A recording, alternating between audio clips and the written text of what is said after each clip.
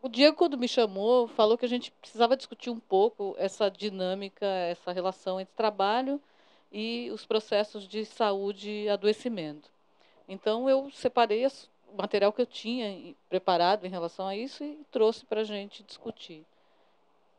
E aí, eu dividi um pouco esse material, por isso tem bastante coisa aqui. Então, acho que alguns slides eu vou passar meio rápido neles. Mas, como questões introdutórias, eu separei algumas frases de autores que eu gosto, que tem. Vocês vão ver que tem essa pegada um pouco de aula, porque quando eu discuto com os meus alunos sobre essas questões, eu tento, de alguma forma, apresentar para eles autores que eles podem ler para buscar questões que possam ser importantes para a pesquisa nessa área. Pesquisa de trabalho, no geral, e dessa relação do trabalho com os processos de saúde e adoecimento. São autores que eu uso na minha pesquisa, então eu trouxe algumas frases dele para a gente ter introduzir um pouco a nossa discussão. Primeiro, do David Harvey, que é um autor que é daqueles assim top, assim, que você deixa, é um dos principais que você gosta e está sempre usando, enfim. Então, separei duas frases do Harvey. Se eu não me engano, são do livro O Enigma do Capital, que é um livro que eu gosto muito também. Né? E ele, eu acho que são duas frases bastante exemplares, porque depois eu posso tirar, deixar uma cópia dos slides para vocês, para ninguém ficar se preocupando em anotar, enfim.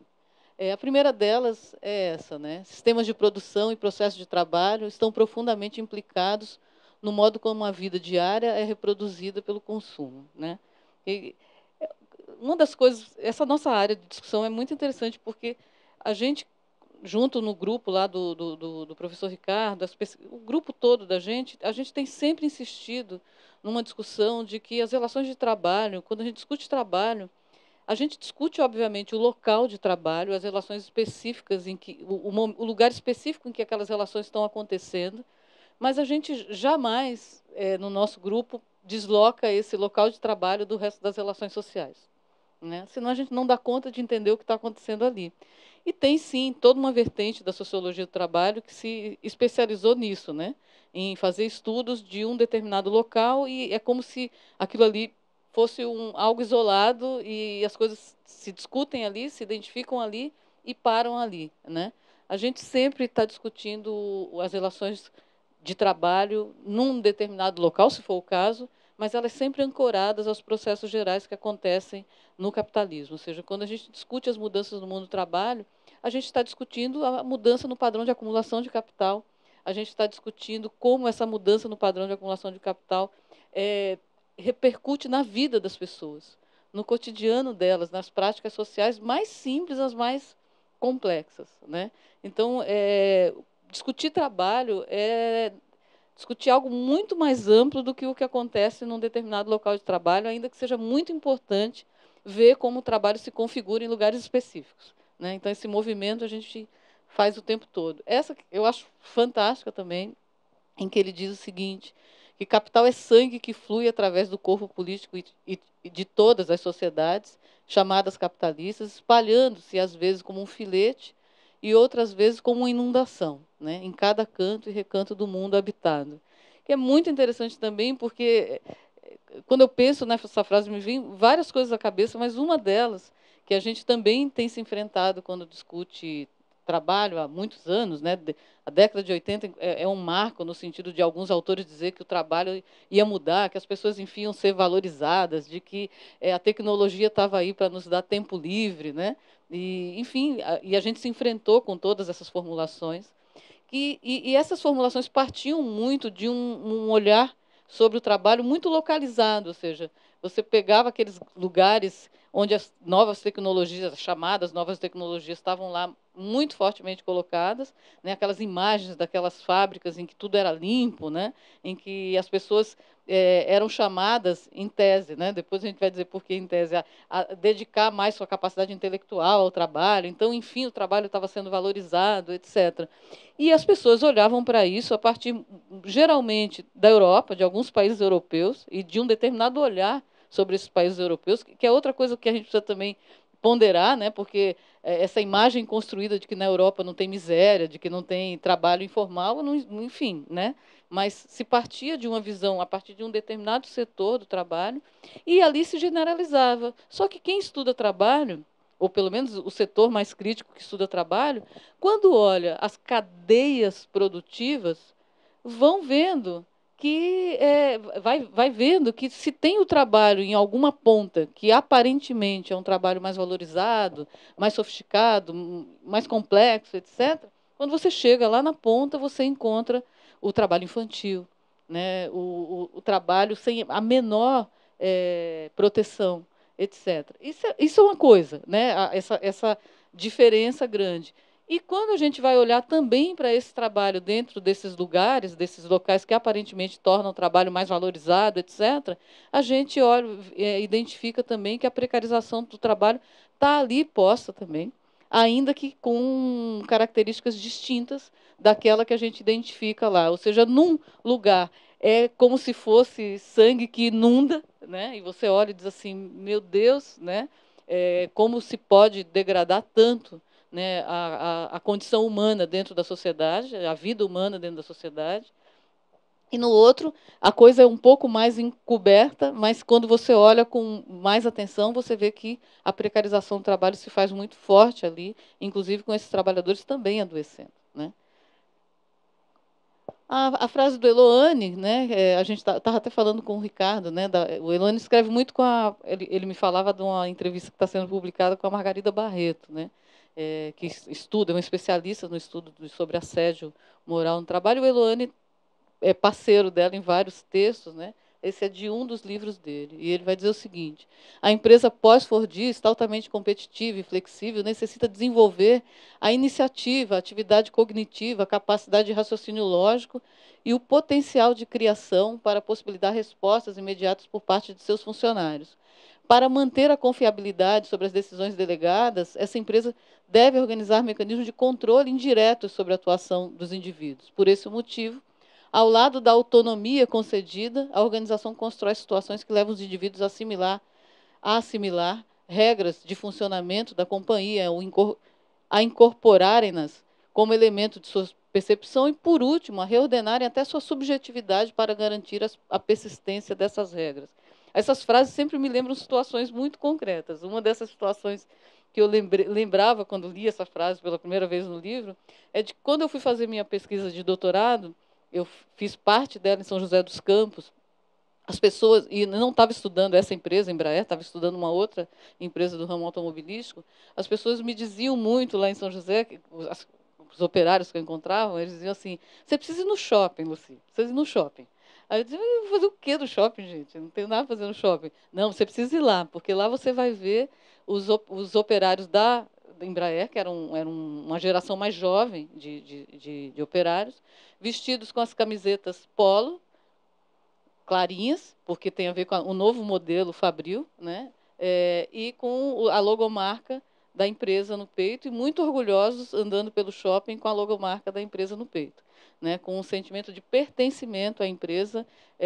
Não sei como é que está agora, isso já faz alguns anos, né? Mas era ali o início de um processo de mudança muito significativa na composição geracional dentro da empresa, e havia uma certa cisão entre os operários mais antigos, né? Mais claramente com uma consciência mais clara em relação à classe, né? E essa parte desse um segmento desses mais jovens envolvidos num projeto de gestão da empresa que pressupunha incorporá-los suas diretrizes gerenciais, etc. Isso se expressava, eles diziam, na palavra deles, no shopping, com esse orgulho de andar. Eu já fui metalúrgica, né, trabalhei em fábrica, lá atrás, na época no auge do Fordismo, né, anos 80 ainda. No Brasil, anos 80, as fábricas são bem fordistas, né? E eu lembro muito claramente de que o uniforme da fábrica era algo que você deixava no vestiário, né? A gente saía da linha de produção, ia para o vestiário, as mulheres, inclusive na fábrica, lá no ABC, Elas saíam muito arrumadas da fábrica e jamais queriam andar na rua com botina, roupa, macacão. Eu que às vezes era mais, enfim, um pouco diferente, que chegava na fábrica já de botina de fábrica, e calça da fábrica e camiseta, porque elas jamais, entendeu? Eram bastante vaidosas e isso era muito separado, o espaço do trabalho do espaço fora do trabalho. Então, esse ir para o shopping com a camiseta era um dado de pesquisa que os operários lá intuitivamente me davam, né? Me diziam, vai lá ver, porque isso é algo importante que está acontecendo aqui. O Vincent Galois, que é um sociólogo francês que discute a questão da gestão, né, e ele vai também numa linha parecida com essa da frase anterior, dizer o seguinte, que o trabalho é apresentado como uma experiência interessante, enriquecedora e estimulante, que cada trabalhador deve sentir-se responsável pelos resultados para poder desenvolver suas competências e seus talentos, assim como sua criatividade, e que o essencial não é mais o respeito pelas regras e pelas normas formais, mas a emulação permanente para realizar os objetivos, né? Que a mobilização pessoal torna-se uma exigência. O que ele quer dizer com isso? Ele está na mesma linha da discussão do envolvimento subjetivo das pessoas. A gente já vai ver rapidamente ele mais na frente. Claro, é um crítico dessas formas de gestão, né? E ele vai dizer que a gestão instituída pela acumulação flexível é uma gestão que ele diz que é paradoxal, no sentido de que ela traz para o trabalhador uma situação terrível, um paradoxo terrível. Um desses paradoxos é de que ele é o tempo todo chamado a burlar as normas que são postas ali, para poder executar bem o seu trabalho, mas se colocando numa situação de risco muito grande, porque enquanto a burla dá certo, está perfeito, porque ele está atingindo as metas, ele está fazendo tudo, mas o medo do erro está sempre à espreita, e na hora que a burla dá errado, a individualização está posta ali, ele é responsabilizado pelo erro que foi cometido. Na área da saúde isso é muito comum, né? Vocês que são da saúde devem saber melhor do que eu, que muitas vezes na enfermagem, por exemplo, estava lendo não, foi uma oficina que eu participei lá na UFAC com uma professora que é enfermeira, e ela apresentava uma pesquisa sobre a higienização bucal de pacientes internados, né? E a pesquisa toda dela era no sentido do trabalho real e do trabalho prescrito, e como que na prescrição os procedimentos eram X, Y, Z, e como na realidade os enfermeiros faziam de outra forma, que era uma forma que era mais humana, inclusive com a pessoa que estava ali adoecida, e que tinha uma garantia maior de higienização, né? E que isso era essencial para poder, para evitar problemas futuros depois, como pneumonia e outras doenças que acometem as pessoas entubadas, e que, ao fazer isso, eles o tempo todo tinham um problema dentro do hospital, que era que eles levavam muito mais tempo para fazer a limpeza de outra forma, da forma não prescrita, do que levavam na forma prescrita, e que viviam sendo pressionados de que aquela forma de fazer não era correta, não era adequada, porque não se encaixava nas metas e no tempo necessário o tempo previsto pela prescrição. Então, é disso que a gente está falando, ou seja, de criar formas de fazer que não são as formas prescritas, e que, quando dá certo, ok, né? Quando dá errado, o trabalhador responde pelo erro, porque, afinal de contas, ele não cumpriu com as normas instituídas. A do Deju e da Florence Berg, em que eles vão dizer o seguinte: a gestão que se infiltrou na organização do trabalho declarou guerra aos ofícios. Afastar os profissionais da experiência reconhecida, a desqualificação do trabalho de excelência é disseminada. Durante esse embate, faltou alguma coisa ali naquela frase, o conjunto dos valores da profissão é destruído. Eu acho muito interessante quando o Deju e a Florence Berg estão falando disso, porque é o seguinte: a ideia de ofício entra naquela discussão que eu coloquei inicialmente. Houve todo um debate nos anos 80 que o trabalho, enfim, estava sendo valorizado, de que as pessoas, enfim, estavam sendo chamadas para contribuir criativamente no seu trabalho, né? De que agora a profissionalização ela ia ser o centro das coisas. E, na prática, o que a gente tem visto é de que, cada vez mais, o trabalho não tem esse valor, né? De que ele é um trabalho repetitivo, monótono, né? quando ele fala da guerra aos ofícios, ele está falando disso. Eu posso voltar ao exemplo da enfermagem, né? Ou seja, esse fazer bem feito que movia aquelas enfermeiras que faziam a higienização de uma outra forma, né? Está ali interditado por um tempo de trabalho que ela precisa cumprir para dar conta daquela quantidade de pacientes que ela é responsável por atender naquele turno de trabalho dela. Ou seja, o fazer bem feito, que é característico do ofício, é esvaziado em nome de um trabalho cada vez mais cheio de métricas, de metas, de procedimentos padronizados que precisam ser cumpridos. E a frase da Edith, que eu adoro muito, que é a Edith Seligman Silva, que é uma médica do trabalho, psiquiatra, em que ela diz o seguinte, que os fios que tecem a dominação fabricam, ao mesmo tempo, o sofrimento, na medida em que a dominação esmaga a identidade e aprisiona a alma no medo. Né? A Edith discute saúde mental no trabalho, ela tem toda uma construção em relação ao desgaste mental relacionado ao trabalho, e ela está aí discutindo de que como que esse controle que se exerce sobre o trabalho, que esvazia o nosso trabalho de sentido e que nos coloca o tempo todo sob o medo de perder o emprego, de errar, enfim, um conjunto de medos que fazem parte da rotina do trabalho, são destrutivos do ponto de vista da saúde mental das pessoas. Bom, aí a questão que eu acho que quando a gente discute a questão do trabalho e processo de saúde e adoecimento, que a gente tem que levar em conta. Nós discutimos muito a centralidade do trabalho. E discutimos a centralidade do trabalho muitas vezes só do ponto de vista econômico, o que é uma falha, é um erro. Né? Ainda que a gente possa dar relevância para a centralidade econômica, certo? Uma centralidade particular dentro da forma de funcionamento do capitalismo, é necessário a gente dizer que trabalho tem centralidade política, né? Que trabalho tem centralidade social e cultural e que trabalho tem centralidade psíquica. Né? E que muitas vezes isso não é perceptível, mas existe. Né? Política no sentido da própria luta de classe, né? Como que o trabalho ainda é sim, né? Um elemento fundamental de embate dentro da sociedade. Né? A luta de classe não deixou de existir, ela continua existindo. Né? As pessoas, ainda que tenham acontecido mudanças muito significativas no interior da classe trabalhadora, ela seja muito mais fragmentada do que no período anterior, né? Muito mais heterogênea do que no período anterior. Ela tem centralidade do ponto de vista da luta política. Né? A centralidade social e cultural no sentido de uma cultura mesmo da nossa sociedade, de que o trabalho é algo que atribui a esse ser uma dignidade de estar dentro da sociedade, ou seja, a ideia de não trabalhar significa estar deslocado socialmente, está fora da sociedade. Aliás, muitas pesquisas já relacionam a questão do envelhecimento, da aposentadoria com o adoecimento. Né? O adoecimento psíquico, inclusive o suicídio. Né?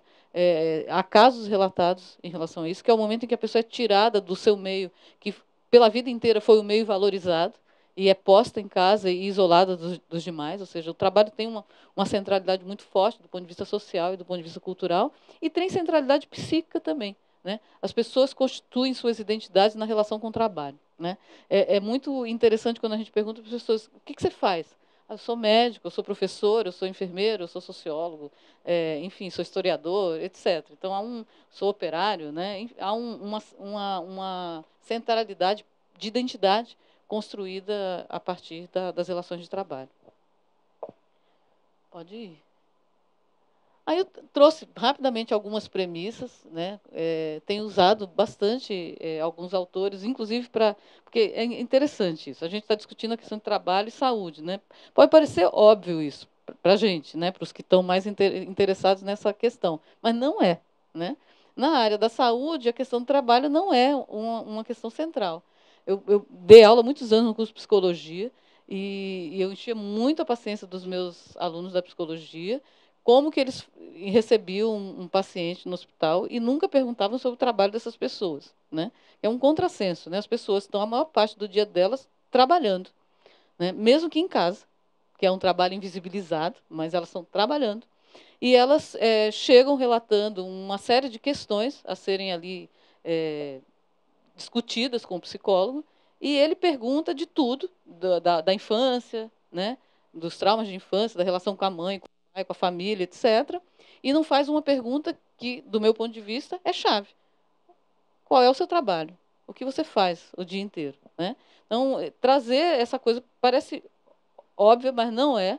Né? E isso acontece também nas outras profissões ligadas à área da saúde. O trabalho não é tido como um elemento central, né? E deveria ser considerado. Boa parte das doenças que as pessoas desenvolvem hoje em dia, boa parte delas tem a ver com o trabalho delas, né? Com as relações de trabalho que elas desencadeiam cotidianamente. A Asa Cristina Laurel, que é uma médica naturalizada mexicana, mora no México, é mexicana, né? Mora no México há muitos anos, ela faz uma discussão bastante interessante em relação a esses processos de saúde e doença, porque ela vai localizar os processos de saúde e doença como processos essencialmente sociais e não biológicos.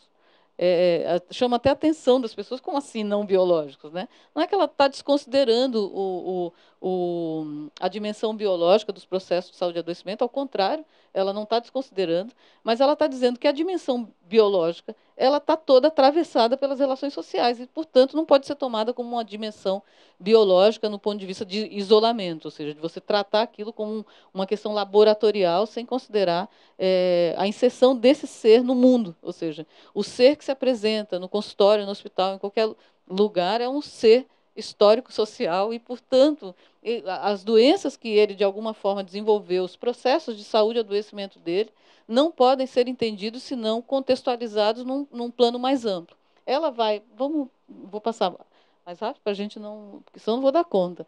Ela vai fazer toda uma discussão lá sobre a noção de normalidade biológica e relacionar essa ideia de normalidade biológica a um contexto histórico-social. Não sei se vocês já viram um documentário que não sei se vão gostar também do documentário. Na época eu gostei, que é um documentário eu chamo a atenção porque ele dá um impacto assim na gente, porque ele não é um documentário, eu preciso corrigir isso. É um filme.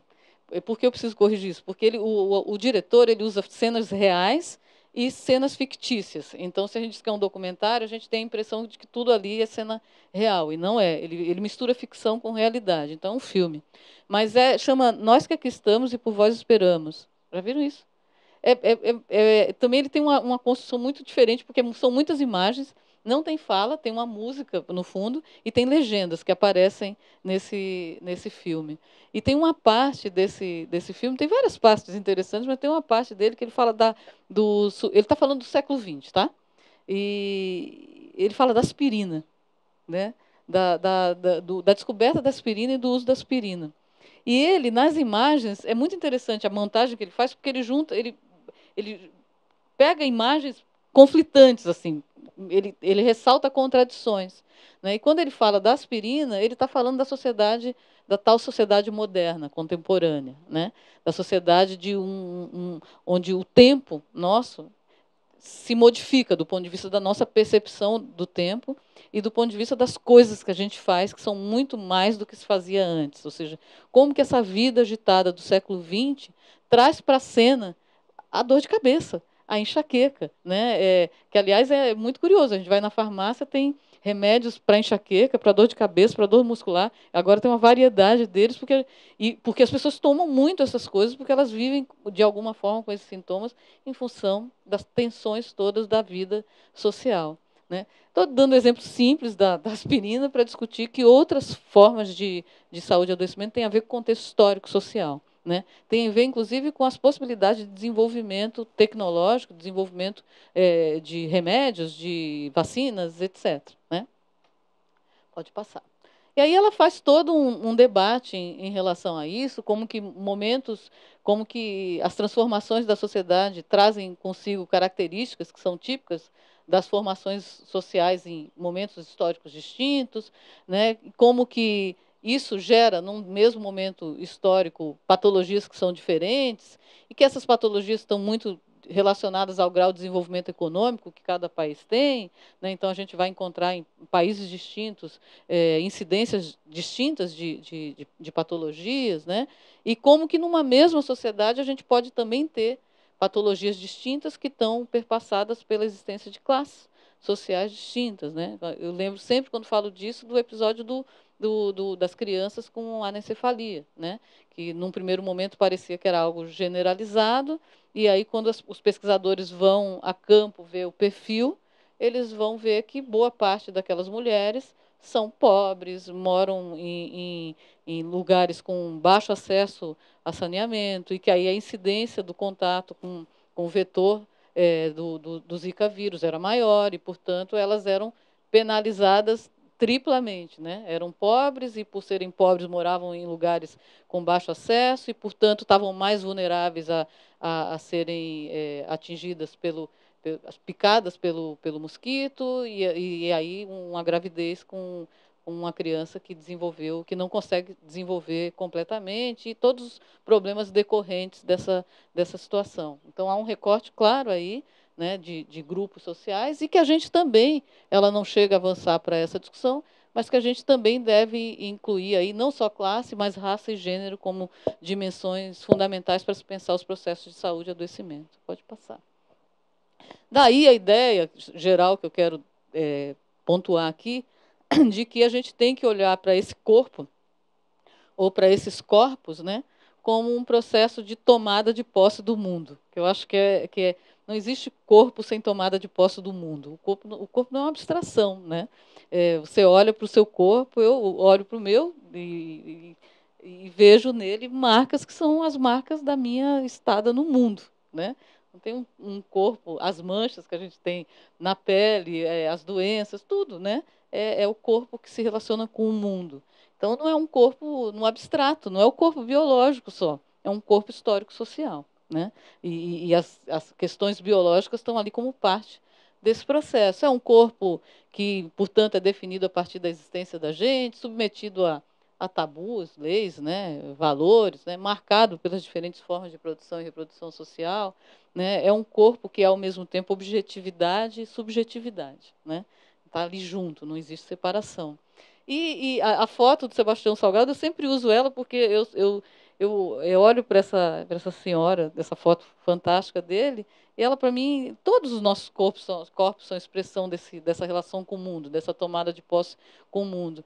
Mas eu sempre fico pensando como que a marca de uma vida, de um trabalho agrícola, está marcado no corpo dessa senhora que está aí, né? E como é fácil a gente perceber isso, né?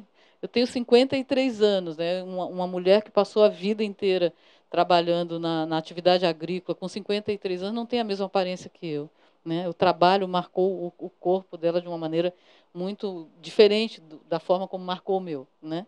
Então, o corpo é um corpo construído histórico e socialmente. Daí a ideia de trabalho, né? Trabalho como um elemento que rompe essa dicotomia objetividade e subjetividade, né? Como uma atividade humana que tem conexões diversas entre esse ser humano e a natureza, entre esse indivíduo e a sociedade da qual ele faz parte, conexões que são inseparáveis, né? E que geram um entrelaçamento que é uma condição irrevogável desse ser, né? Um ser que existe objetiva e subjetivamente. Bom, aí vamos para essa segunda parte aqui, que eu vou tentar entrar mais nas questões contemporâneas que eu vim tratar, né? Eu peguei 2 livros aqui, porque a gente, quando começa a discutir a questão da saúde do trabalhador, dá a impressão que é algo novo, né? A gente está discutindo a partir de agora e tal. Talvez tenha ganhado uma força maior ultimamente, mas, poxa, já se discute isso faz muito tempo, talvez não teve a relevância que devia ter tido, mas já se discute há muito tempo, né? Esse livro é um livro interessantíssimo, né, do Ramazzini, de 1700, né? Ele é considerado como o pai da medicina do trabalho, porque é um livro descritivo, né?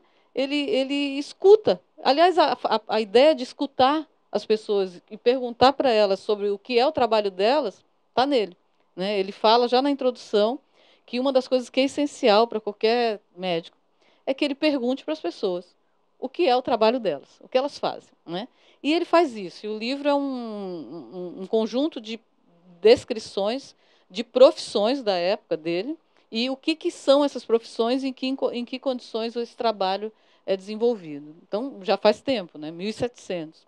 O outro é um livro bastante interessante também, do Engels, A Situação da Classe Trabalhadora na Inglaterra, em que ele faz uma série de pesquisas que são documentais, ele pega um monte de documentos daquele período e faz pesquisa de campo também, porque ele faz observação, e ele vai descrevendo como as condições de trabalho em Manchester implicam numa determinada condição para aqueles trabalhadores e trabalhadoras. E ele foca, em algumas passagens do livro, muito fortemente na questão da saúde desses trabalhadores, ainda que não seja um livro sobre saúde do trabalhador, mas sobre essa condição, essa situação da classe trabalhadora na Inglaterra do século XIX.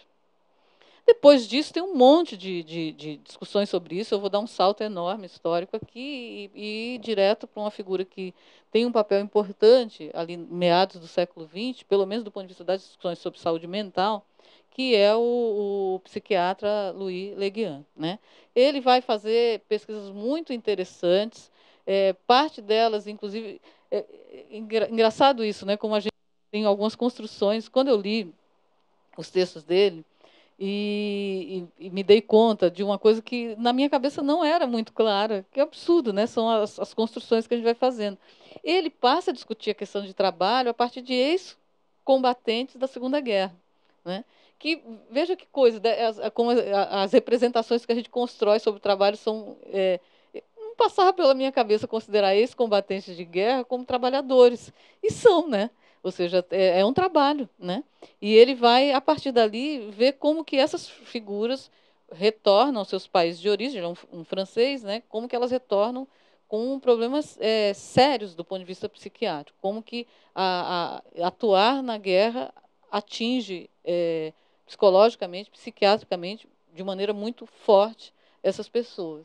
E, a partir dali, ele vai desenvolver toda uma discussão interessante sobre o tratamento e sobre a função psiquiátrica e psicológica do trabalho, né? A perspectiva que ele vai desenvolver, vocês percebem até pela forma como ele denomina o campo de pesquisa dele, psicopatologia do trabalho, é de que o trabalho adoece, né? E que, para os anos 50, pode parecer para nós algo meio óbvio, mas não é, né? A gente tem, por um lado, aquele filme famoso do Charlitos, né? do Carlitos, do Charlitos, eu estou juntando o... Estou doidinha já aqui, falando. Do Chaplin, né? Do Tempos Modernos, em que aquele operário surta na linha de produção, né? Então parece tão óbvio, né? Mas não é tão óbvio, né? Não é. A gente vive numa sociedade onde a ideia de trabalho como algo positivo é extremamente reforçada o tempo todo. Trabalho dignifica, trabalho engrandece, né? Que são as frases o tempo todo que a gente escuta. Quando você vai discutir trabalho como fonte de sofrimento, parece que você está discutindo a exceção, né? E ele está dizendo que isso é a regra. Trabalho faz adoecer, né? Quando ele discute, abre a discussão sobre a psicopatologia do trabalho. Pode passar.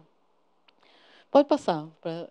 Um outro livro referencial aqui no Brasil que faz muito sucesso nos anos 80 é o do Deju, que vocês já devem, de alguma forma, ter esbarrado nele, que é A Loucura do Trabalho, que é da mesma vertente, né?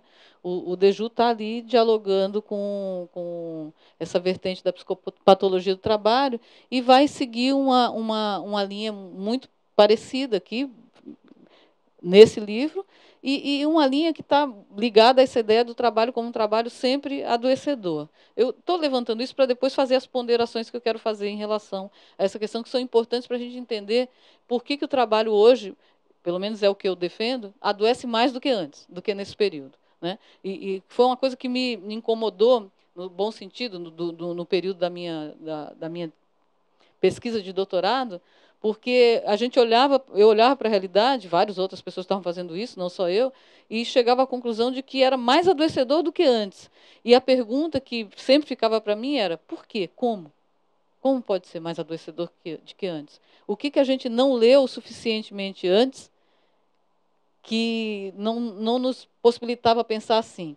Então, por isso que eu estou frisando a ideia da psicopatologia do trabalho, quando se dizia só adoece, trabalho adoece, né? Essencialmente adoece, para a gente poder depois entender lá na frente, mais à frente.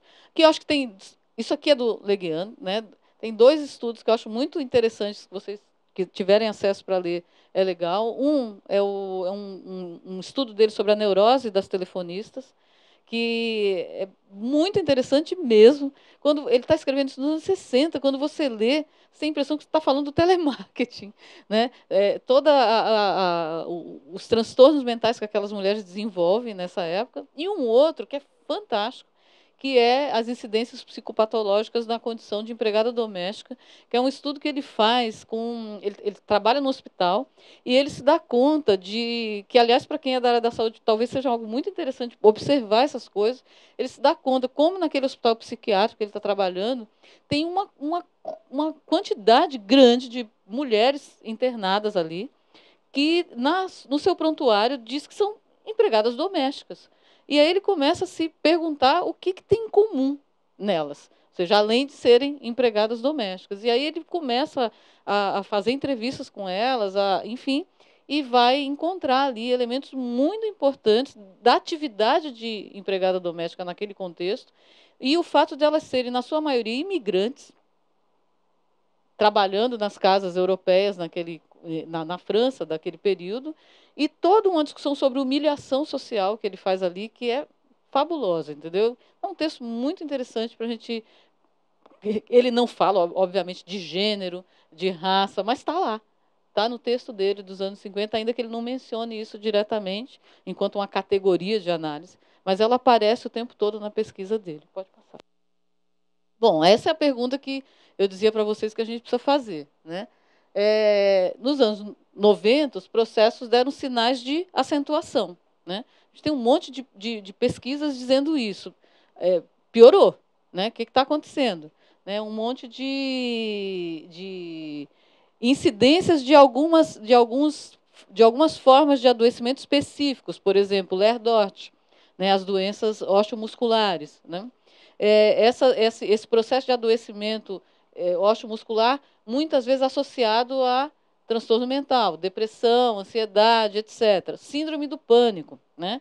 Então, começam a surgir uma série de características nos trabalhadores que a contradição é o trabalho melhorou, né? Aí você olha e diz assim, bom, melhorou, mas essa turma aqui está adoecendo, né? E adoecendo de uma maneira mais intensa que antes. Suicídios, né? Casos de suicídios, muitos deles nitidamente ligados ao trabalho, né? Vocês devem ter notícia das pesquisas da France Telecom, né? Que é uma empresa na França que passa por um processo de privatização, há uma mudança na gestão e tem uma série de mais de 30 suicídios em 2 anos, 2, 3 anos, agora não tenho o dado preciso na cabeça, mas num espaço de tempo muito curto, e, em algumas situações, inclusive, com as pessoas deixando bilhetes associando claramente com o trabalho. Né? Não, obviamente, dizendo foi por causa do meu trabalho, mas dando sinais claros, dizendo não aguento mais a pressão, não aguento mais viver nessa insegurança, e deixando muito claramente que aquele ambiente de trabalho era nocivo e que elas não estavam suportando mais. Outras situações parecidas aconteceram. Esses são os casos que chamam mais atenção, né? Eu tenho 30 minutos, eu já falei 30 minutos, eu já falei 30 minutos, tá bem. Agora me perdi. Outros casos foram muito noticiados na época foram da planta da Foxconn na China, né? Que, aliás, se vocês procurarem na internet, vocês vão achar fotos, tem uma foto absurda, que uma das maneiras que a empresa resolveu para diminuir a incidência de suicídio foi pôr uma tela em volta do prédio, que as pessoas se jogavam do prédio, então elas não caíam no chão mais, elas ficavam ali na tela, né? E obrigar os trabalhadores a assinar um termo dizendo que se eles cometessem suicídio, a família não receberia nada, etc, etc. Porque assim eles achavam que tinham uma política adequada para evitar o número de suicídios, né? Enfim, e tantos outros que a gente tem notícia, que agora a gente tem discutido mais, porque está diminuindo o tabu em torno dessa questão, o que é muito importante, porque a gente pode, inclusive, ter políticas preventivas, né? Bom, enfim, o que estava acontecendo, né? Piorou alguma coisa? O que piorou? Bom, aí a gente, quando vai discutir, lembra que eu falei para vocês que nós não discutimos trabalho no nosso grupo sem inserir esse trabalho no mundo, né? Trabalho não se realiza só num local de trabalho, né? A gente precisa entender que dinâmica é essa que assumiu o capitalismo a partir dos anos 80, 90, que alterou a dinâmica dentro do local de trabalho, as relações, as condições e situações de trabalho, e que tem gerado uma legião de pessoas adoecidas, né? Eu não gosto da separação entre o físico e o mental, mas eu vou dizer física e mentalmente, mas entendam que eu concebo que as duas coisas andam juntas, né? Ninguém adoece só mentalmente, ninguém adoece só fisicamente, né? Bom, um dos processos interessantes que aconteceram nesse período foi a ascensão do neoliberalismo, né? No mundo inteiro, né? Eles ganham força inicialmente na, na Inglaterra, nos Estados Unidos, né, final ali 79, Inglaterra e diante, Estados Unidos anos 80, é uma forma de condução da economia já experimentada no período da ditadura do Pinochet no Chile, né, um grande laboratório do neoliberalismo, não muito conhecido naquele contexto por uma razão, né? Era um laboratório num país periférico, né? Mas quando isso se transfere para um país central, ou para os países centrais, como forma de reação do capitalismo à sua crise dos anos 70, isso ganha relevância e ganha status de política que deve ser desenvolvida em todos os cantos do planeta, né? E que vem sendo largamente desenvolvida. Depois o Ricardo, a gente conversou antes, ele disse que vai falar um pouco de reforma trabalhista, né? E vocês devem lembrar quando se falou da reforma trabalhista, o quanto se falava de segurança jurídica, segurança jurídica, segurança jurídica, e a pergunta era: segurança jurídica para quem? Né? Essa é a pergunta que a gente tinha que fazer. Para quem está se buscando segurança jurídica? Não era para a gente, para os trabalhadores. Né? Então, como que essas medidas se expressam em coisas muito concretas do nosso cotidiano? Pode passar. Vou passar rápido isso aqui, depois a gente pode. Pode passar, senão não vai dar tempo. Aqui, rapidamente, né, essa coisa do rompimento de barreiras, porque tem a ver com o neoliberalismo, essa expressão de romper barreiras é do Harvey, né? Eu gosto muito dela, muito, né? Que é a ideia de que quando o capitalismo reorganiza a sua forma de acumulação, ele está sempre, e nos processos de acumulação de capital, ele está sempre tentando romper barreiras que impeçam o processo de acumulação de capital, né? Romper barreiras implica num conjunto de medidas de, de N de manifestação diversa, que vai desde a questão ecológica, né? Ou seja, você acabar com a demarcação de terras indígenas, porque aquilo ali precisa ser explorado por mineradoras ou por outro tipo de atividade econômica privada, né? A privatizar a universidade para entregar, desqualificar a universidade pública para entregá-la na mão da iniciativa privada, né, e eles fazerem muito dinheiro com isso, né, e assim vai. Então, há um conjunto de medidas em andamento, né, que diz respeito ao capital tentando romper barreiras que, de alguma forma, se apresentam como empecilho ao seu processo de acumulação de capital. Vou passar. Que rapidamente tem um livro de dois autores que têm sido muito comentados ultimamente, que é o Pierre Dardot e o Christian Laval, né, A Nova Razão do Mundo. Né? Tem coisas muito interessantes no livro. Eu acho injusta a crítica que eles fazem ao Harvey na apresentação, bastante injusta. Eles dizem que há uma passagem muito rápida, educada, inclusive, né, mas que eles falam que o Harvey olha para a questão do neoliberalismo muito pelo viés, basicamente pelo viés econômico, da acumulação de capital. Porque o livro deles todos vai discutir uma outra dimensão do neoliberalismo, que é essa racionalidade neoliberal. Eu acho muito interessante as formulações deles, mas acho injusto quando eles dizem isso do Harvey, porque quem conhece o Harvey sabe que o Harvey não discute só o neoliberalismo como ele parte da questão da acumulação de capital, mas ele discute o neoliberalismo nas suas amplas dimensões, né? Então é injusto. Queria pontuar isso. Mas acho bastante interessante como o Laval e o Dardot vão discutir que o neoliberalismo se expressa a partir de algumas dimensões, ou seja, a dimensão política com as forças neoliberais chegando ao poder em todos os países do globo, né? pressionando com um conjunto de medidas econômicas, né, com a expansão do capitalismo financeiro e globalizado, sociais, com um processo profundo de individualização, né, que gera na nossa, construído na nossa sociedade a ideia do ser humano não, porque não é essa, a ideia do ser empresa, né, você SA, alguma coisa desse tipo, né? E, portanto, fortemente um ataque à solidariedade coletiva, né, e com profunda ampliação da desigualdade social e subjetiva, né, a ideia de construção de um novo sujeito e, portanto, novas patologias, né, novos modos de subjetivação do mundo. Eu volto aqui com essa ideia de novos modos de subjetivação do mundo, aquela historinha que eu falei no começo da fala aqui. Aqueles trabalhadores de uma nova geração que iam para o shopping com o emblema da empresa, se sentindo pertencentes à empresa, como se eles não fossem mais uma classe separada da empresa, mas parte dela. É uma nova forma de subjetivação do mundo, né? Olhar para o mundo como sendo um empreendedor, né? Hã? Vestir a camisa literalmente ali, né? Enfim, eu acho interessante a leitura que eles fazem ali. E um aumento da instabilidade social, um aumento profundo. Aliás, a gente está vivendo isso, né? Quando a gente liga a televisão ou olha o jornal e vê o que está acontecendo na Colômbia, a gente está vendo os trabalhadores na Colômbia fazendo frente a coisas que a gente, né, viveu aqui, né? Uma parte da pauta deles lá é uma luta por não deixar se instituir o que a gente já tem aqui, que é o trabalho intermitente, né? A contratação por dia. As pessoas vão lá, trabalham um dia e depois por horas, né? Que a reforma trabalhista aqui legalizou. Pode passar, senão não vai dar tempo. E aí eu trouxe alguns autores que eu acho interessantes para que vocês possam, os que se não conhecerem, ter contato com eles. Uma é a Ursula Rios, né, que vai discutir nesse livro as novas formas de trabalho não pago. Elas estão no nosso cotidiano, sabe?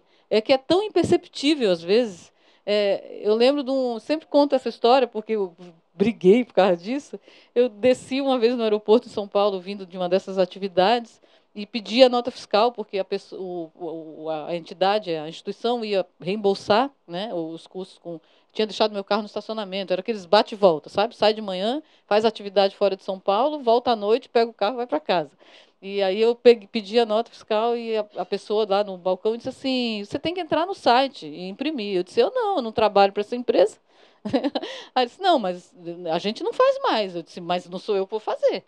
Eu não tenho contrato com vocês, eu não recebo salário para trabalhar para vocês. Não, mas não tem jeito, você vai ter que fazer.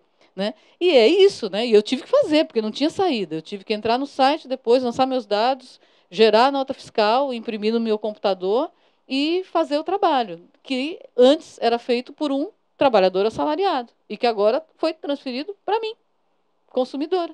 Estava trabalhando para a empresa de estacionamento do aeroporto, na minha casa. Né, sem ganhar por isso. E a gente faz isso o tempo todo. Né? A gente entra no aplicativo do banco, aplica, transfere, paga, etc., que era uma atividade antes feita por um trabalhador. Né? Então, ela vai discutir essa dimensão das formas de trabalho não pago. Evidentemente, vai considerar aqui o trabalho feminino como uma forma importante de trabalho não pago na nossa sociedade, né? Invisibilizado, né? Mas vai avançar para essas outras formas. E além disso, né, a gente vai ver nessa sociedade uma forma importante de eliminar tempo morto. Né? A gente assume trabalho não pago e no nosso trabalho, aquele que é pago, né, a gente elimina tempo morto o tempo todo a partir de um conjunto de dispositivos. Jornadas flexíveis, padronização de procedimentos, os tais processos de melhoria contínua. Posso explicar melhor, eu estou correndo agora aqui. A ideia de ser multifuncional, ser polivalente, ou seja, você exercer mais de uma função dentro do local de trabalho, fazer várias coisas ao mesmo tempo, ser polivalente, menos nível hierárquico, porque você tem toda uma estrutura de gestão ancorada em meta, em avaliação de desempenho, e, portanto, precisa menos do chefe para te cobrar, porque o teu colega de trabalho te cobra, porque se você não cumprir a sua meta, ele também não recebe o bônus no final do mês. Então, você tem uma diminuição importante dos níveis hierárquicos, pagamento por produção cada vez mais, ou seja, você ganha se você atingir determinada meta e, portanto, se você produzir o que foi estipulado anteriormente, e o trabalho em equipe que não estranhe, porque é muito curiosa a forma como essa forma de gestão traz para o cenário e desvirtua isso, questões que eram caras para a gente, eram tidas para a gente como importantes, mas que assumem uma nova forma dentro da nova forma de organização do trabalho da produção. Ou seja, quem que vai dizer que é contra trabalhar em equipe? As pessoas podem até dizer que não gostam. Uma ou outra pode dizer, não, prefiro fazer sozinho. Né? Mas fazer um discurso contra o trabalho em equipe é difícil, né? Porque tem até uma barreira moral em relação a isso. Como você não gosta de trabalhar em equipe, né? Mas o trabalho em equipe aqui não tem a ver com os nossos valores de compartilhar trabalho, até porque trabalho é algo necessariamente feito com o outro, para o outro, né? Tem a ver com diminuir tempo de não trabalho, tem a ver com criar um sistema no qual um da equipe, ou os outros da equipe, controle o seu trabalho e faça com que você seja mais produtivo do que antes. Pode passar. Bom, daí a questão chave, né? A questão do tempo, né? Aquela máxima, tempo é dinheiro, ela assume cada vez mais uma dimensão especial, né? E ela se expressa por um aumento significativo da produtividade do trabalho, ou seja, a gente faz mais do que fazia antes, em menos tempo do que fazia antes, né? E, ao mesmo tempo, pela intensidade do trabalho, né? O dispêndio de energia que a gente tem para desempenhar determinada atividade em um espaço de tempo cada vez maior, é também maior. Né?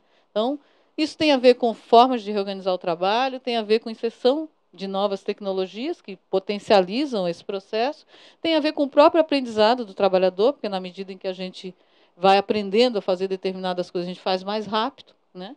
E tem a ver com aumento de velocidade e compressão da jornada de trabalho, dos poros da jornada de trabalho. Quanto tempo eu tenho? Se eu tenho tempo ainda? Tem? O que é essa ideia de compressão dos poros da jornada de trabalho? É o tempo de repouso. Ele sumiu. Né? Ele sumiu. Né? E aí vou encaminhar um pouco para a questão da discussão do porquê nos adoece mais o trabalho. Né? Não vai dar para chegar nesses slides todos, então vou esquecê-los e falar um pouco disso. Né? Quando a gente está discutindo a questão dos processos de adoecimento no trabalho, a gente se dá conta do seguinte, de que além desses componentes todos, de que a gente está sendo chamado a trabalhar mais e com mais intensidade em menos tempo, isso implica no seguinte fato, isso tem também muita relação com a base tecnológica da microeletrônica, que se expande a partir dos anos 80 e que faz com que o controle sobre o trabalho seja maior do que era antes. Então, vou dar um exemplo para vocês. Nessa época que eu trabalhei em fábrica, a gente trabalhava numa seção de empacotar esponjas. E era uma jornada de 8 horas diárias, das 6 às 2 da tarde. Quando diminuía os pedidos de esponja, no geral, a gente trabalhava mais lentamente e tinha alguns espaços na jornada de trabalho que eram de descanso. Né? A gente, inclusive, era uma sessão de mulheres, né, de garotas, a gente se escondia atrás de uma caixa enorme de madeira tombada assim para o lado da parede, e a gente revezava para dormir um pouco durante o dia, porque acordávamos muito cedo, 4 horas da manhã a gente estava de pé para pegar o ônibus para ir para a fábrica, tal. Então, quando dava, a gente descansava, revezava e descansava. Isso é impossível numa empresa moderna, numa corporação atual hoje, seja do setor produtivo ou não. Todo o trabalho está controlado pelos sistemas computacionais. Então, qualquer diminuição de ritmo do trabalho é identificada. E esse tempo do não trabalho, essencial para você descansar, repousar o corpo, né, para você pensar no que vai fazer, ele foi eliminado. Essa é uma das questões importantes. Então, a gente não tem tempo livre mais. Né?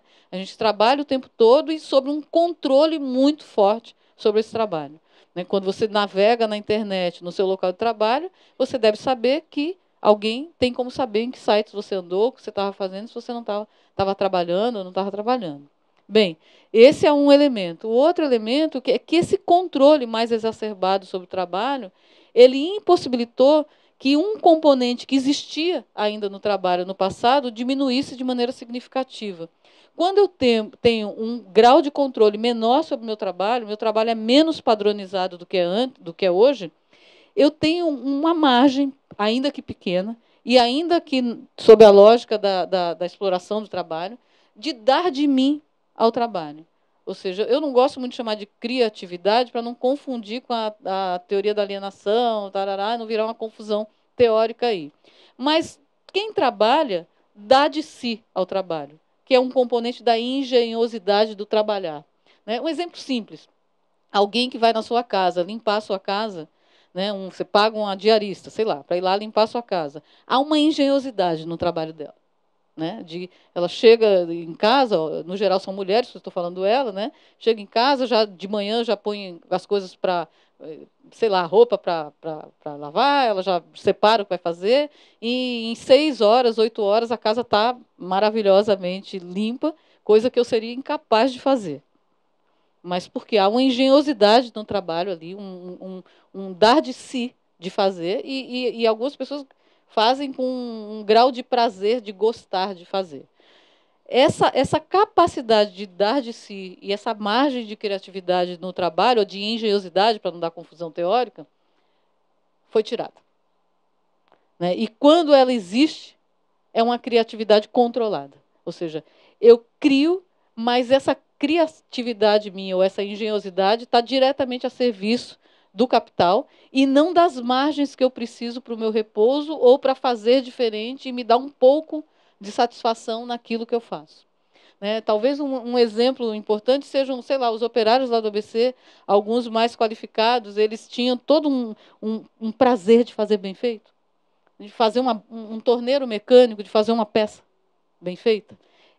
O prazer das enfermeiras em atender melhor seu paciente, esse prazer de fazer bem feito diminuiu, porque o trabalho está muito mais sob o controle do que antes. Então, é um esvaziamento do sentido do trabalho ainda maior do que existia antes, né? Porque ele passa a ser um trabalho meramente repetitivo, meramente subordinado, sem a menor condição das pessoas se enxergar minimamente naquele processo de trabalho e no resultado dele.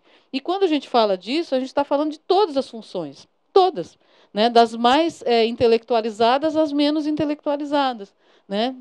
Do trabalho do professor, que, sei lá, eu trabalhei muitos anos numa universidade privada, né? E eu vi meus colegas se rendendo constantemente, progressivamente, eu demorei a fazer isso, em fazer provas de múltipla escolha, que era para mim uma coisa assim devastadora, porque significava que eu não ia conhecer o texto dos meus alunos, eu não ia saber se eles de fato tinham conhecido as questões que eu estava ali tratando com eles, ou seja, a prova de múltipla escolha não permite a gente avaliar efetivamente, né, de uma maneira séria.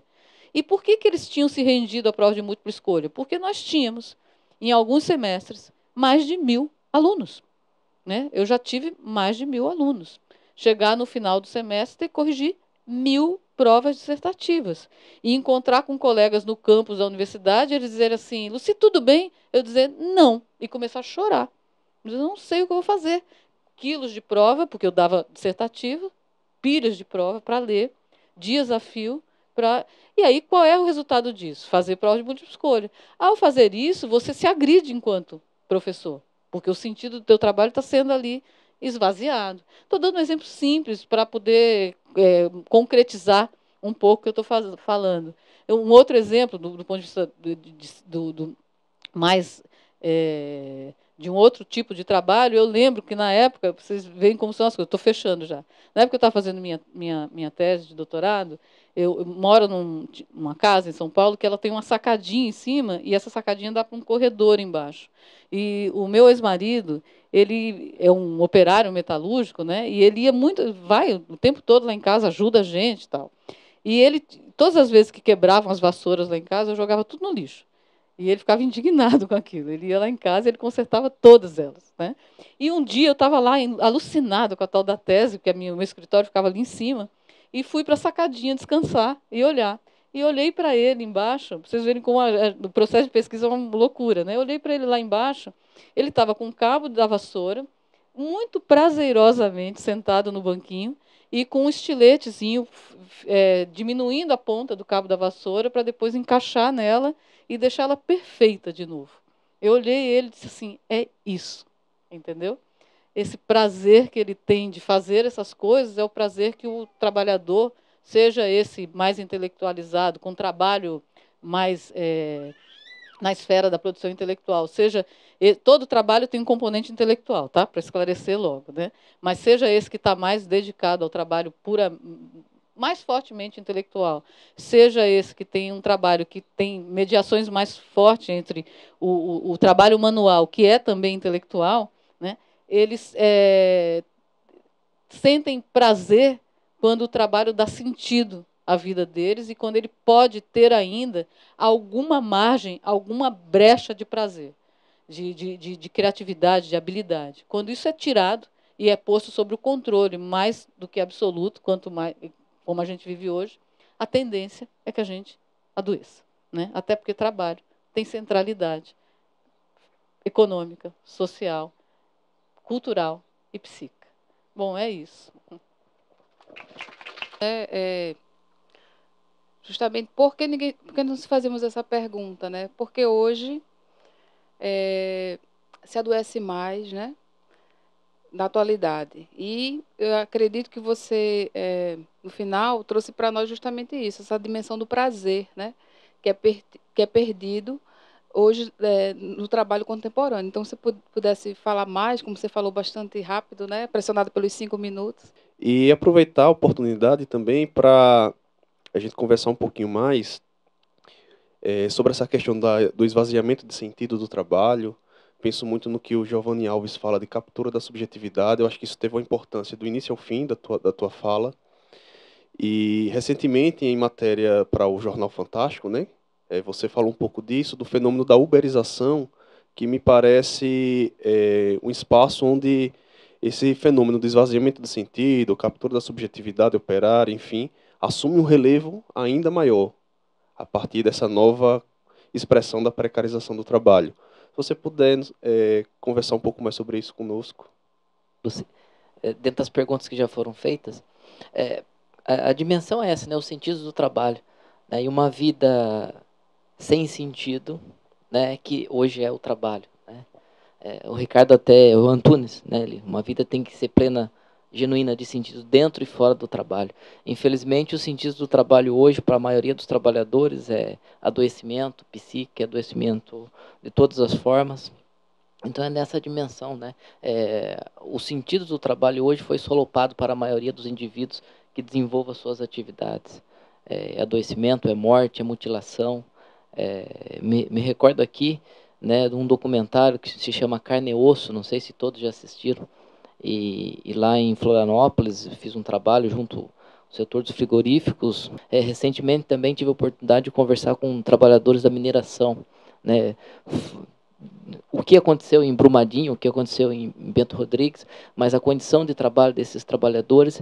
E por que eu estou dizendo desses dois setores, que são os setores de exportação do Brasil, né, de carnes e minérios, são os setores que inserem o Brasil na divisão internacional do trabalho, economicamente faz que o Brasil tenha uma produção significativa, mas são setores que mais matam e adoecem. Então, o sentido do trabalho para esses trabalhadores, esses setores específicos, é muito ruim, né? É degradante. Né? Então, essa condição que você bem trouxe, cada vez mais se desenvolve, né? Há uma elevação da composição orgânica do capital, né? Você tem um acirramento, a produtividade e a intensidade radicaliza, e os trabalhadores, infelizmente, não encontram sentido algum, a não ser encontrar uma saída radical, que são as transformações das relações de trabalho, da propriedade privada que nós temos hoje. Tá? Então, gostaria que você emendasse um pouco isso, também dentro da pergunta que já foi posta aqui. Eu falava vou voltar para aquela, lembra que eu falava para vocês que há uma discussão inicialmente da psicopatologia do trabalho, né? Que muda na abordagem do Deju, que eu acho que é importante, é uma sacada importante que ele faz. Ele sai da psicopatologia e vai para a psicodinâmica do trabalho. Na psicodinâmica, é uma nova formulação aí. Na psicodinâmica, ele está trabalhando com essa ideia, esse saúde e adoecimento, né? E quando ele faz isso, é muito curioso, porque ele está trazendo a questão do trabalho também como possibilitador de saúde, certo? Num contexto em que ele sabe que se acentuaram os processos de adoecimento. Mas é a sacada aí, que é exatamente o fato de que o trabalho não ser só fonte de adoecimento e de sofrimento no sentido adoecedor, mas ser também possibilidade de saúde, que faz com que a gente possa entender que as margens para o trabalho saudável diminuíram. Que faz que a gente possa entender que elas, ainda que sob formas muito reduzidas, etc., existiam antes. Não porque era mais legal trabalhar antes. O trabalho sempre mutilou, sempre, né? Enfim, a gente tem, os dados são terríveis, né? Desde sempre, né? Vocês viram que o Ramazzini está escrevendo em 1700. Os relatos do Engels no século XIX são terríveis, de crianças com defeitos físicos, né? O século XX não ficou atrás, com as linhas de produção fordista. Mas como o controle é menor, a burla é maior, né? E a burla é saudável, né? Tem um texto que eu gosto muito, que chama Aprisionado pelos Ponteiros do Relógio. Já leram isso? É muito interessante, porque é a história de um trabalhador que trabalha numa garagem, e a garagem é uma dessas garagens de carro 24 horas, e é tenso o negócio, porque a mesma pista de subida dos carros é a mesma de descida, então as pessoas que trabalham nessa garagem têm que estar muito atentas para não ter colisão dos veículos. E ele adoece muito fortemente, e a empresa nega que aquilo tenha a ver com o trabalho. Diz, não tem nada a ver com o trabalho, tal. Por que os outros não adoeceram e só ele adoeceu? Esse é o grande argumento da empresa de estacionamento na época. E aí se forma uma equipe multidisciplinar, que é outra coisa que eu adoro no texto, porque a gente não consegue dar conta desses fenômenos sem trabalhar do ponto de vista multidisciplinar. Não é o médico sozinho, não é o sociólogo sozinho, não é. A gente precisa trabalhar junto. As áreas têm que se dialogar entre si. E aí se forma uma equipe multidisciplinar e se faz se resgata a trajetória desse trabalhador. Ele era um trabalhador extremamente, sabe, disciplinado, daqueles que nunca faltou ao trabalho, que ia para o trabalho, enfim, cumpria todas as regras. O típico trabalhador padrão, sabe, para usar uma expressão que era usada antes. E ele está aí a chave do adoecimento dele. Enquanto os outros trabalhadores porque muda a gestão, e aí é da mudança da gestão que o adoecimento deles se sobressai. Quando muda a gestão, a nova gestão diz que ninguém pode escutar rádio, ver televisão, fazer nada para não perder a atenção, e vai também obrigá-los a digitar o ponto, é um ponto digitado, a cada 10 ou 15 minutos, porque eles trabalham à noite. E o gestor quer saber que ele quer controlar que eles não estão dormindo, que ninguém dormiu e que ninguém está cobrindo o trabalho do outro. E aí esse controle exacerbado sobre o trabalho dele faz ele adoecer porque ele cumpre a fundo todas as regras prescritas. Os outros burlam. Né? Então, o laudo vai chegando a essa conclusão. No auge da loucura dele, porque ele adoece, ele desenvolve problema cardíaco, ele desenvolve problema psiquiátrico. Ele desenha um relógio de ponto no quarto dele, em que ele levanta da cama a cada 10, 15 minutos e ele digita na parede o ponto dele. Né? O que, aliás, é um indício muito claro que o trabalho dele está ali, o tempo todo na doença dele. Então, a ideia de psicodinâmica que o Dejoux coloca, que eu acho que é muito interessante, quando ele trata o processo de adoecimento como uma dinâmica saúde-adoecimento, ou seja, o trabalho tem a capacidade de nos dar prazer, né? Mas ele pode nos adoecer, nos permite identificar essas brechas, ou seja, e como que o maior controle vai esvaziando o sentido e tirando o seu componente de prazer e reforçando o componente de um sofrimento que gera adoecimento. Nem todo sofrimento gera adoecimento, né? Mas, nesse caso, um sofrimento capaz de gerar adoecimento. Então, acho que é uma leitura legal, assim como a Edith Seligman Silva e outros autores estão discutindo isso. A questão da uberização um campo. A gente, quando usa a expressão uberização do trabalho, a gente não está se referindo só aos motoristas da Uber, né?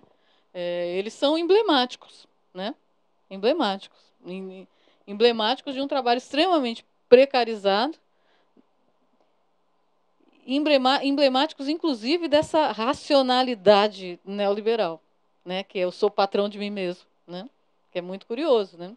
Lá, na última vez que eu fui a São Paulo, fui num congresso, peguei um Uber para ir de volta para casa.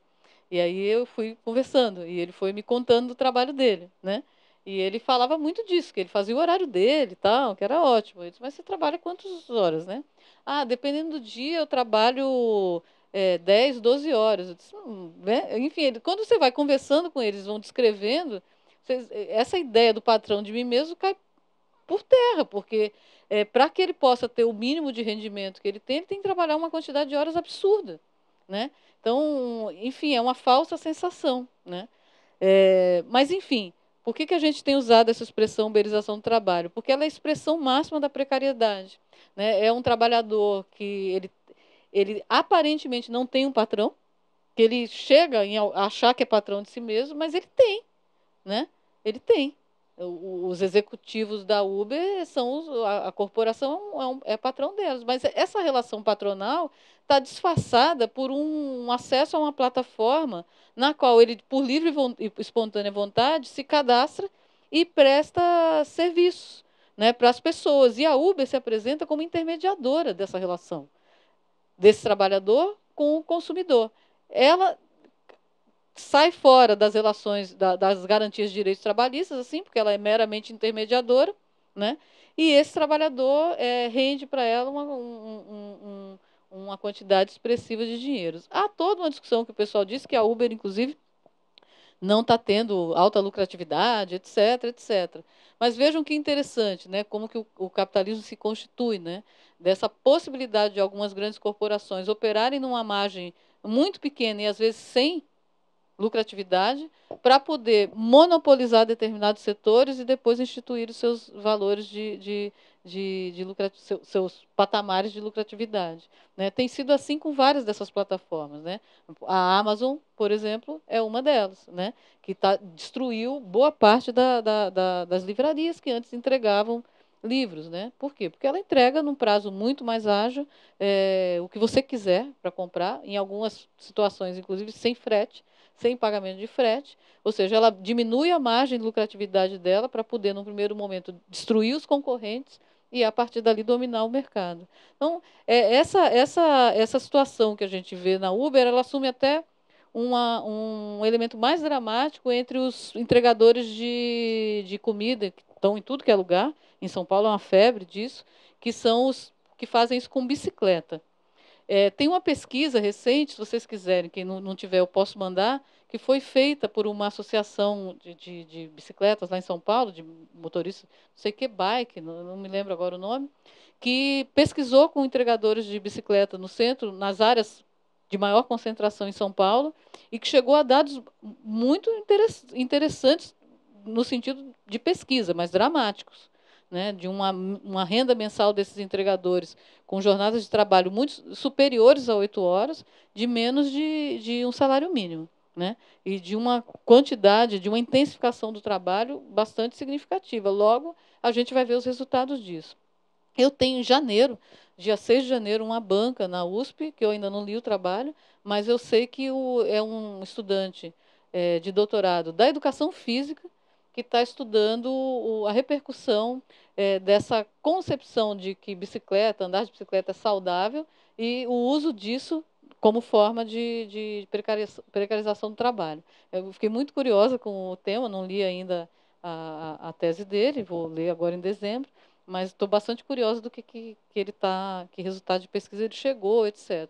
Então, é o trabalho na sua forma intermitente, no caso da Uber não é nem intermitente, porque no caso dos entregadores não é nem intermitente também, porque é um trabalho que não está visibilizado como trabalho, mas sim como uma atividade autônoma, né? Como um empregador, um cara sem patrão, né? O trabalhador por conta própria, né? Então, sem direito nenhum. sem nenhum direito, absolutamente nenhum direito. Se o carro do cara quebrar, ele fica sem trabalhar porque o carro quebrou. Se ele sofrer um acidente, ele vai ficar sem trabalhar porque ele não vai ter como cumprir vai ficar sem salário, é isso, sem remuneração. A outra questão, Ricardo... da ideia da perda do sentido do trabalho. Eu acho que esse é um elemento, a frase do Ricardo é muito boa, né?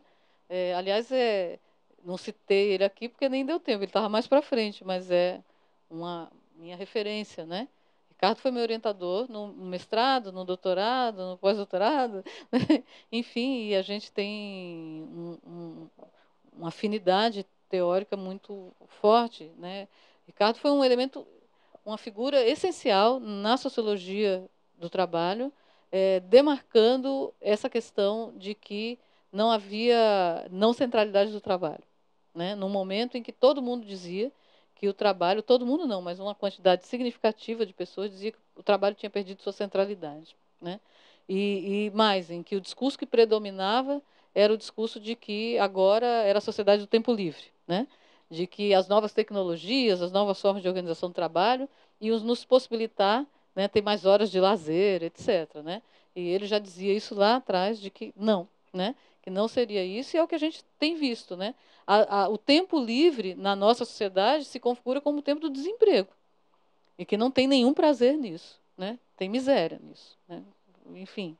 Então, ele tem um papel muito importante nessa discussão, e agora, inclusive, com todo o debate sobre as mudanças na classe trabalhadora. Nesse documentário, nessa reportagem que a gente participou, a gente estava discutindo essa ideia dessa precarização do trabalho a partir dessa articulação com as novas tecnologias, né? Os infoproletários e essa noção ampliada de classe que vive do trabalho, né? Ou seja, que é muito importante para a gente, porque a gente precisa ver formas, voltando para a discussão inicial, uma das formas que a gente precisa discutir frente a essa sociedade que degrada o trabalho e que esvazia cada vez mais ele de sentido, né, de refazer nossos laços coletivos.